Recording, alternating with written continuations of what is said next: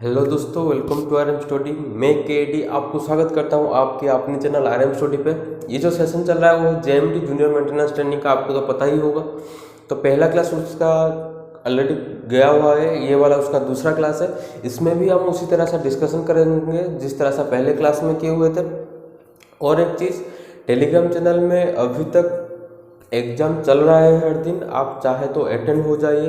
Attend होने के बाद आप बहुत सारे क्वेश्चन आपको उधर मिल जाएगा, एक बहुत सारा क्वेश्चन का एक कलेक्शन मिल जाएगा आपको, तो बहुत फ़ायदेमंद होगा वो आपके लिए। तो चलते हैं, आज के टाइम उतना वेस्ट नहीं करके क्लास शुरू करते हैं। क्लास शुरू करने से पहले जो इस चैनल में नए हैं वो प्लीज़ चैनल को सब्सक्राइब कर लीजिए और बेल आइकन को क्लिक करना ना भूलिए, क्योंकि वीडियो का रिलेटेड हर अपडेट आपको आता रहेगा। चलते हैं, आपका पहला सवाल जो हो डिस्कशन करते हैं। तो पहला सवाल आपका दिया हुआ है, a stove element draw 15 ampere when connected to the 230 volt line. ठीक है, how long does it take to consume 1 unit of energy. ठीक है, इधर हो गया पॉइंट आपका, मतलब आपको वोल्टेज का वैल्यू दिया गया है, करंट का वैल्यू दिया गया है। ठीक है, आपको पूछा गया है कि 1 यूनिट कंज्यूम करने के लिए इसको कितना समय तक चलना पड़ेगा। तो अगर आपको पता ना हो तो मैं आपको बता देता हूँ। देखिए, आपको क्या क्या गिवन डाटा दिया गया है। देखिए, वोल्टेज दिया गया है, करंट दिया गया है, तो पावर तो आप आसानी से निकाल सकते हैं। ठीक है, तो एनर्जी का फॉर्मूला क्या है? एनर्जी का फॉर्मूला है पीटी, मतलब power is multiplied by time. अगर हम कर लेंगे तो हो जाएगा आपका एनर्जी। तो पावर आप किस तरह से निकालेंगे? Voltage multiplied by current, P, मैं इसको P के बदले VI भी लिख सकता हूँ। तो voltage multiplied by current is equal to time. ठीक है, तो एनर्जी हर वक्त, देखिए क्वेश्चन में क्या दिया गया है, देखिए इधर आपको दिखा देता हूँ। देखिए 1 यूनिट ऑफ एनर्जी दिया गया है। इधर जो एनर्जी आएगा ना, यूनिट में नहीं आएगा, तो यूनिट में आने के लिए क्या करना पड़ेगा? इसके नीचे आपको 1000 डिवाइड करना पड़ेगा, क्योंकि आपको तो पता ही होगा कि 1000 इज इक्वल टू 1 यूनिट, तो आसानी होगा आपको निकलने में। तो अब वैल्यू पुट कर लीजिए। एनर्जी कितना कंज्यूम करने के लिए बोला है कि 1 यूनिट एनर्जी कंज्यूम करेगा, इज इक्वल टू वोल्टेज कितना दिया गया है 230, मल्टीप्लाइड करंट कितना दिया गया है 15, आवर का आपको पूछा गया, मतलब टाइम आपको पूछा गया है, डिवाइड बाई 1000। ठीक है, अगर मैं इधर से आवर निकालूंगा तो किस तरह से निकालूंगा? 1 मल्टीप्लाइड बाई 1000, ये वाला आके इधर मल्टीप्लाई हो जाएगा।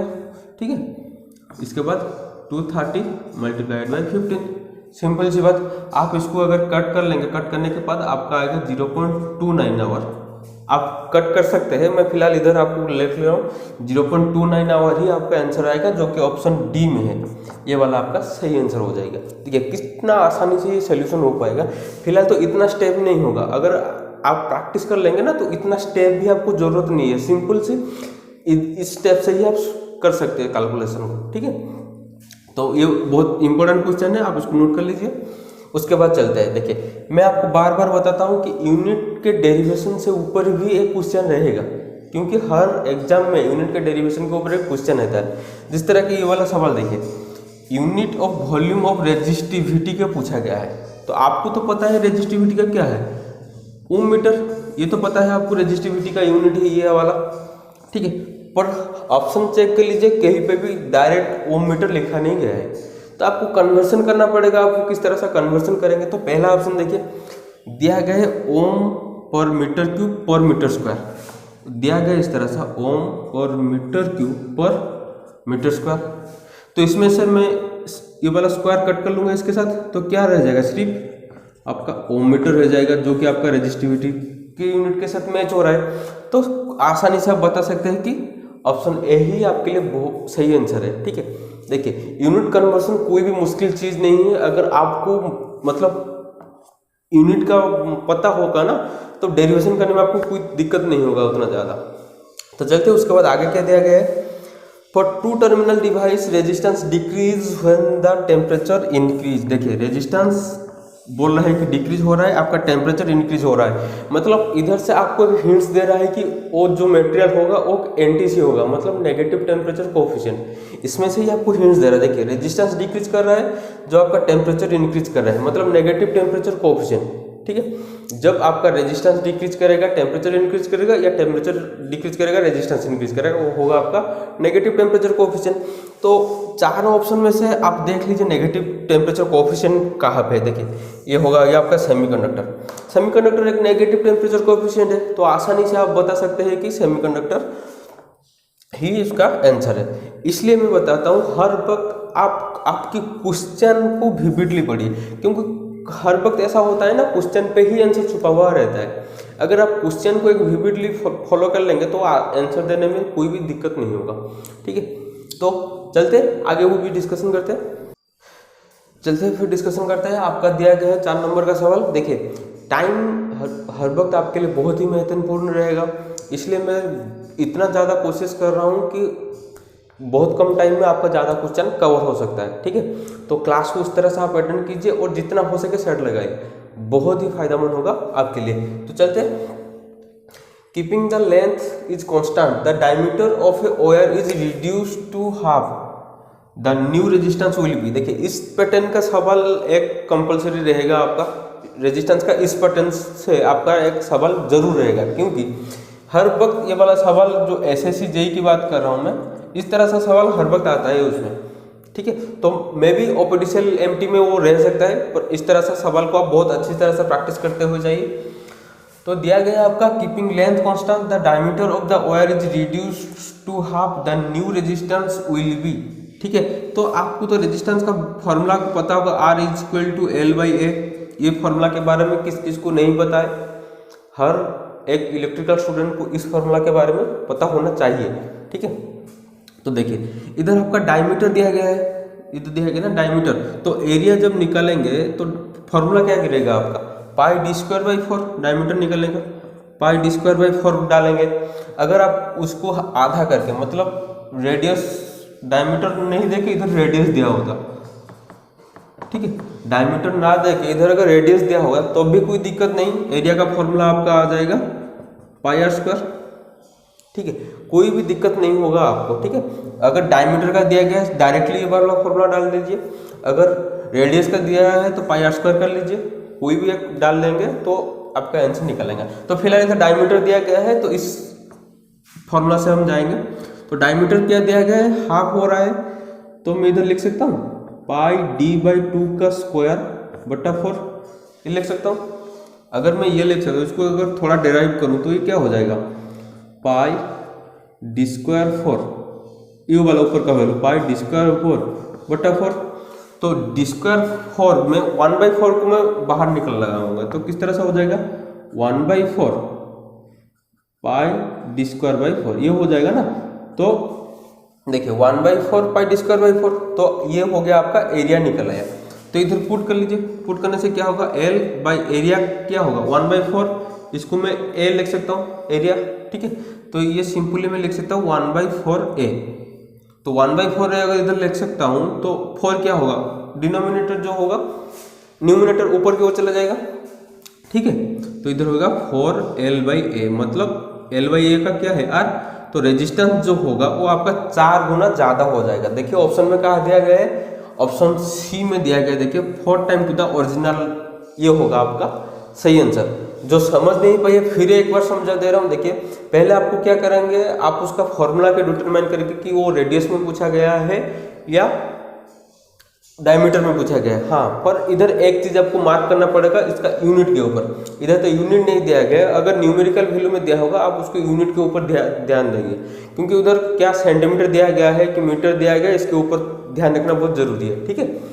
तो पाई d²/4 या पाई r², ये तो डायमीटर रेडियस का मैं आपको बता दिया। तो डायमीटर में बोला गया है कि हाफ हो जाएगा, तो ये हाफ कर लिया मैंने। हाफ करने के बाद क्या होगा, उसको सोल्यूशन थोड़ा करके ये वाला निकल आया मेरा 1/4A आपका। तो एरिया का जगह में मैं वैल्यू को पुट कर लूंगा, तो पुट करने से क्या होगा, ये जो डिनोमिनेटर है वो ऊपर शिफ्ट हो जाएगा। तो शिफ्ट होने से क्या होगा, 4R हो जाएगा कि रेजिस्टेंस आपका 4 गुना ज्यादा हो जाएगा, जो कि आपका ऑप्शन ए इधर आपका सही आंसर है। चलते हैं आगे। 5 नंबर सवाल आपका दिया गया है, for carbon resistance what is the colour of for, ठीक है। देखिए मैं अगले क्लास में भी आपको बताएगा रेजिस्टेंस के कलर कोडिंग में से आपको सवाल आएगा, इसलिए कलर कोडिंग का क्लास भी मैं किया हुआ है, आप चाहे प्ले लिस्ट को जाकर चेक कर लीजिए। तो मैं आपको बताया था BB Roy has very good wife. BB Roy of Great Britain, BB Roy of Great Britain has very good wife.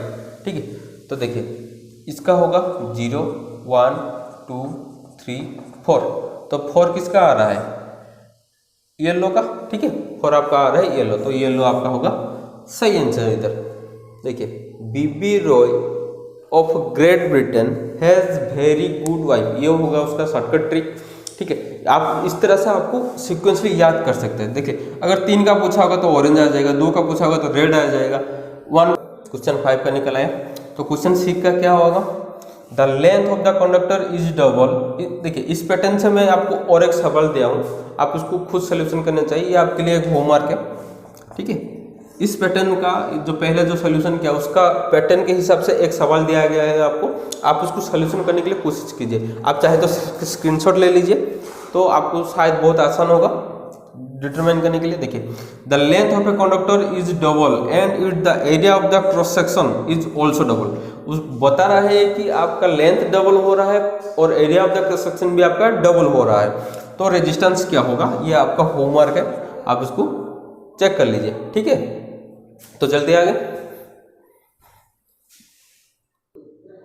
तो चलते हैं इसको भी हम डिस्कशन कर लेते हैं। तो क्वेश्चन नंबर 7 में दिया गया है आपको, the cost of a running 3 kilowatt load of 10 hour at 60 paisa पर किलोवाट आवर। देखिए ये वाला सवाल आपका एस्टिमेटिंग एंड कॉस्टिंग में से आया है। ठीक है, एस्टिमेटिंग कॉस्टिंग चैप्टर से ऊपर ये वाला सवाल आएगा, क्योंकि एग्जाम में आपका एस्टिमेटिंग कॉस्टिंग से रिलेटेड भी आपका सवाल रहेगा, जरूर रहेगा आपका, ये तो आप लिख कर ले लीजिए।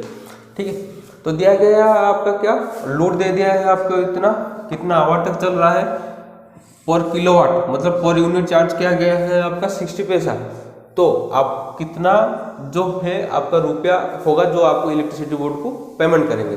ठीक है, तो इधर जानने के लिए पहले आपको एनर्जी कैलकुलेशन का फॉर्मूला जो मैं आपको बताया था, एनर्जी का, energy is equal to PT, मतलब power is multiplied by time. Power क्या है आपका कनेक्टेड लोड, कनेक्टेड लोड आपका दिया गया है 3 किलोवाट। देखिए एनर्जी आपको निकलना है, अगर आप यूनिट में इसको निकालेंगे, ठीक है, यूनिट में निकालेंगे तो इस 3 किलोवाट को चेंज नहीं करेंगे तो बहुत आसान होगा आपको सोल्यूशन करने में।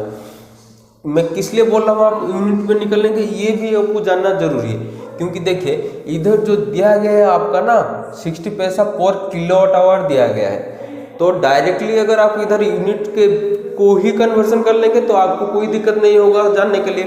तो देखिए यूनिट को किस तरह से कन्वर्सन करेंगे, अगर मैं इसको सिंपल में लिखना पड़ेगा तो पावर में कितना लिखता है, इधर 3000 लिखता। ठीक है, पर इसको हटा के 3 किलोवाट, सिंपल सी बात है। उसके साथ टाइम कितना दिया गया है, 10 आवर टाइम दिया गया है, तो 10 आवर अगर टाइम दिया गया है तो मल्टीप्लाई करने से कितना आएगा आपका 30 किलोवाट आवर। ठीक है, तो 30 किलोवाट आवर आपका जो एनर्जी है वो कंज्यूम हो रहा है, तो पर किलोवाट आवर कितना चार्जेस किया जा रहा है, पर किलोवाट आपको 60 पैसा चार्जेस किया जा रहा है। तो इधर से आप अगर 60 पैसा मल्टीप्लाई कर देंगे, इधर से अगर आप 60 पैसा मल्टीप्लाई कर लेंगे तो सिंपल सी आपका आ जाएगा कितना 1800 पैसे। ठीक है, आपका 1800 पैसे आ जाएगा। 1800 पैसे को अगर रुपये में कन्वर्ट करेंगे तो कितना आएगा 18 रुपया। ठीक है, तो 18 रुपया आपका आएगा, तो ऑप्शन ए जो होगा आपका सही आंसर होगा कि 18 रुपये ही है।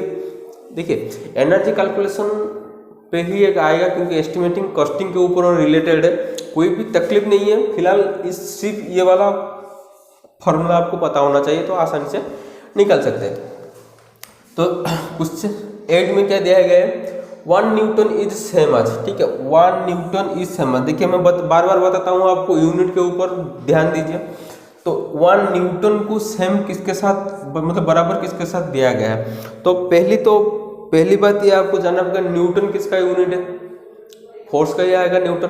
ठीक है, अगर फोर्स का न्यूटन आएगा, फोर्स का कौन सा यूनिट आपका न्यूटन आएगा ये भी आपको पता होना चाहिए। फोर्स का कौन सा यूनिट आपका न्यूटन आएगा। तो फिलहाल देखिए 1 न्यूटन जो है ये आपका आएगा सीजीएस यूनिट, ठीक है। आप उसको अगर ऐसा यूनिट में कन्वर्सन करेंगे तो आपका आ जाए 1 न्यूटन, इधर लिख लेता हूँ, 1 newton is equal to 10⁵ dyne में आएगा आपका, ठीक है। 1 newton is equal to 10⁻⁹ dyne में आएगा। अगर इधर 1 न्यूटन के बदले पूछा होगा 1 जूल, ठीक है, अगर आपको 1 न्यूटन के बदले अगर जूल में पूछा होता तो जूल का आएगा 10⁻⁷ अर्ग, ठीक है। ये चीज़ आप नोट कर लीजिए, 1 newton is equal to 10⁵ dyne और 1 जूल इज इक्वल टू 10⁻⁷ अर्ग, ठीक है। कोई तकलीफ नहीं होना चाहिए।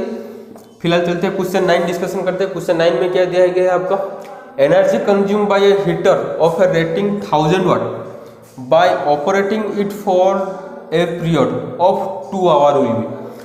आपका 1000 वाट का एक हीटर दिया गया है, कितना दिया गया है, 2 आवर तक कंज्यूम मतलब चल रहा है, ठीक है। तो कितना यूनिट आपका कंज्यूम होगा। पहले की तरह है, इस तरह के है, ये वाला आपका होमवर्क है। देखिए 2 होमवर्क दिया गया है आपको, आप उसको कमेंट सेक्शन पे जरूर बताना, क्योंकि ऑब्वियसली बता सकते हैं क्योंकि उसके ऊपर ही एक प्रॉब्लम आपका डिस्कशन हो चुका है, तो कोई तकलीफ भी नहीं होगा। सिर्फ क्वेश्चन मार्क कर लीजिए कि क्वेश्चन नंबर 9 का आंसर होगा क्या, ठीक है। इस तरह से आप आंसर दे सकते हैं। फिलहाल चलते हैं क्वेश्चन 10 तक, ये आपका होमवर्क रहा, ठीक है। क्वेश्चन 10 में दिया गया है, what would be the value of the voltage drop of A 2 kilowatt electric heater with 20 ohm resistance, ठीक है। देखिए रेजिस्टेंस दिया गया है आपको फिलहाल तो रेजिस्टेंस दे दिया गया है, पावर का भी पता है, तो निकलेंगे कैसे, ये वाला फॉर्मूला आपको बहुत इंपॉर्टेंट देगा। मैं इसके बाद उसको आपको बताऊंगा, ठीक है। फिलहाल इधर मैं फॉर्मूला लिख लेता हूँ, P is equal to V²/R, ये इधर का फॉर्मूला आपका गिरेगा, ठीक है। तो V² किस तरह से निकालेंगे, P is multiplied by R का अगर होल रूट ओवर कर लूँगा, ठीक है, तो इधर भी निकल आएगा, क्योंकि स्क्वायर का इधर आगे रूट ओवर हो जाएगा आपका। तो इधर किस तरह से सोल्यूशन करेंगे, रूट ओवर पावर कितना दिया है 2 किलोवाट लिख लेता हूँ, 2 किलोवाट मतलब 2000 वाट में कन्वर्सन कर लिया मैंने। फिर रेजिस्टेंस कितना दिया गया है 20, तो इसको सोल्यूशन करने में कितना आएगा, फार के बाद 400 मतलब 40,000 आएगा। इसको अगर मैं रूट निकाल लूँगा तो कितना आ जाएगा 200 वोल्ट, क्योंकि हम वोल्टेज निकाल रहे हैं इसलिए यूनिट वोल्ट में आएगा। आंसर देखिए ऑप्शन डी होगा 200 वोल्ट। कोई भी तकलीफ नहीं है, सिर्फ इस फॉर्मूला के बारे में पता होना चाहिए। अभी मैं आपको सारे चीज़ का फॉर्मूला बता दूंगा, हर एक चीज़ का मतलब power, voltage, current and resistance का फॉर्मूला बता दूंगा। इसके बाहर से कोई भी आपको नहीं गिरेगा, क्योंकि यही होगा उसका 4 ही बेस्ट फॉर्मूला, ठीक है। चलते उसको डिस्कशन कर लेते हैं।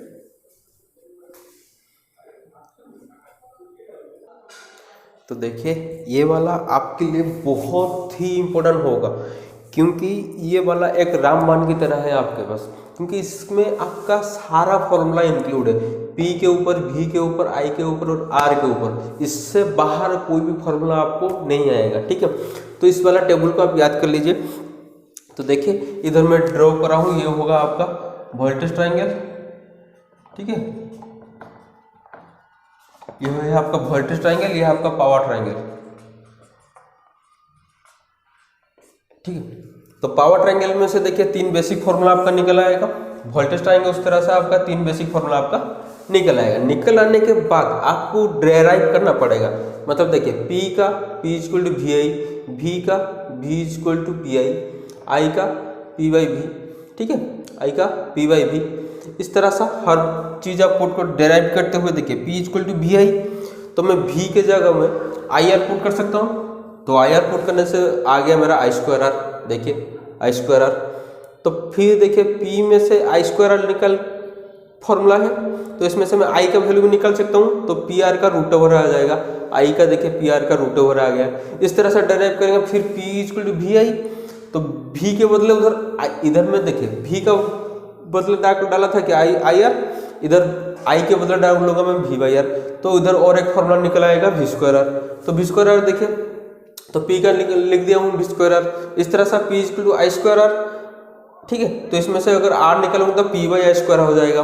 तो देखिए पी बाई आर स्क्वायर। उस तरह से देखिए P equal to V square R, इधर मैं आर का निकालूंगा तो V square by P, V square by P.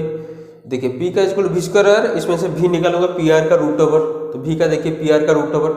हर एक फॉर्मूला इसके अंदर में इंक्लूड है। अगर ये वाला टेबल को आप याद कर लीजिए तो बहुत आपका हेल्प हो। अगर याद नहीं आ रहा है तो जिस तरह से मैं डेरिवेशन किया हुआ हूँ साइड के ऊपर, इसको आप एक बार नोट कर लीजिए। नोट करने से आपको बहुत फायदामंद होगा। तो दोस्तों आज का क्लास यही खत्म करते हैं क्योंकि टाइम बहुत लिमिटेड है, ठीक है। तो मिलते हैं आपको अगले क्लास में। ये वाला क्लास मेरे हिसाब से आपके लिए बहुत इंपॉर्टेंट होगा, खास करके ये वाला आप उसको नोट कर लीजिए, ठीक है। तो आज का क्लास हम यही खत्म करते हैं। खत्म करने से पहले जो इस चैनल में नए हैं वो प्लीज चैनल को सब्सक्राइब कर लीजिए और बेल आइकन को क्लिक करना ना भूलें, क्योंकि वीडियो का रिलेटेड हर अपडेट आपको मिलता रहेगा। और सबसे बड़ी बात कि सब्सक्राइब कर लो भाई, क्योंकि आप जितना ज़्यादा सब्सक्राइब करेंगे और जितना लाइक करेंगे, मैं उस तरह से उतना ज़्यादा कंटेंट आपके लिए लेके आऊँगा और ज़्यादा ही इंटरेस्ट के साथ आपके लिए मेहनत करूँगा, ठीक है। तो और एक सबसे इम्पोर्टेंट आखिरी बात कि टेलीग्राम चैनल में ज्वाइन हो जाए। लिंक तो डिस्क्रिप्शन में दिया हुआ है, आपको ज्वाइन होने में क्या तकलीफ है। आप भाई ज्वाइन हो जाइए, कोई उधर फी भी देना नहीं पड़ेगा आपको।